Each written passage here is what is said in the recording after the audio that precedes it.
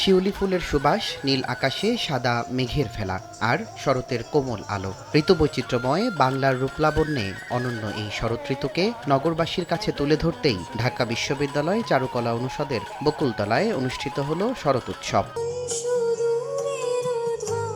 অনুষ্ঠান শুরু হতেই আবৃত্তি, সঙ্গীত, নৃত্য আর শুভেচ্ছা কথনে উৎসবমুখর হয়ে ওঠে চারপাশ।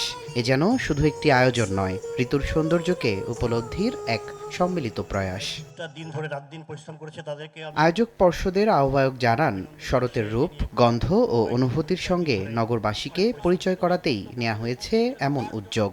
বাংলাদেশের মানুষের যে সাম্প্রদায়িক সম্প্রীতি, এটাকে যাতে অটুট রাখা যায়, এই জায়গায় এই প্রফুল্ল কাশফুল কিংবা সাদা মেঘ আকাশ এর আহ্বানে আমরা দেশকে যদি আমরা সাম্প্রদায়িক সম্প্রীতিতে এগিয়ে নিতে পারি, এটাই আমাদের আজকের উদ্দেশ্য। ঋতুবৈচিত্র্যময় বাংলার শরৎ ঋতুকে কেন্দ্র করে আয়োজিত এই উৎসব নগর জীবনে যোগ করে ভিন্ন মাত্রা। অনেক বাউল, সাধক, অনেক গুণী মহামানবের আগমন এই বাংলার মাটিতে ঘটেছে। আর সেই বাণীগুলো যে এরকম বিভিন্ন উৎসবের মাধ্যম দিয়ে প্রচার করা হচ্ছে, অনুষ্ঠান করা হচ্ছে, এতে করে আমি খুবই আনন্দিত। চারুকলার বকুলতলায় যে আয়োজনটি হচ্ছে, আয়োজকদেরকে ধন্যবাদ, কারণ শরৎ খুব কম সময়ের জন্য আসে এবং চলে যায়।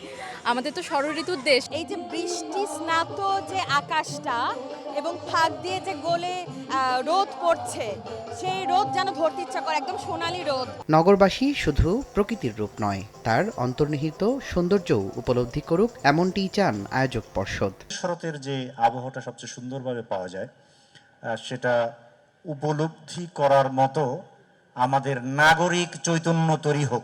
নজরুল, জীবনানন্দ থেকে সবাই তারা প্রকৃতিকে আবাহন করেছেন। শরতের কোমলতা আর স্নিগ্ধতায় বকুলতলা যেন হয়ে ওঠে এক সাংস্কৃতিক মিলন মেলা। তুষার আহমেদ ইমন, সময় সংবাদ, ঢাকা।